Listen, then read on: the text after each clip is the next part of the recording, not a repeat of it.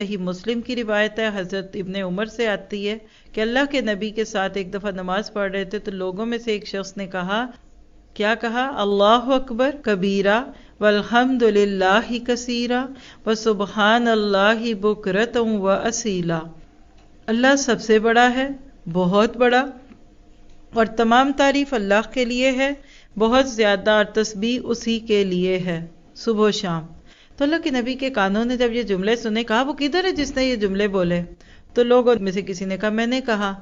آپ نے فرمایا مجھے بہت حیرت ہوئی، ان کے لیے آسمان کے دروازے کھول دیے گئے، اور ابن عمر کہتے ہیں کہ میں نے جب سے آپ سے یہ بات سنی ہے اس کے بعد ان کلمات کو کبھی ترک نہیں کیا۔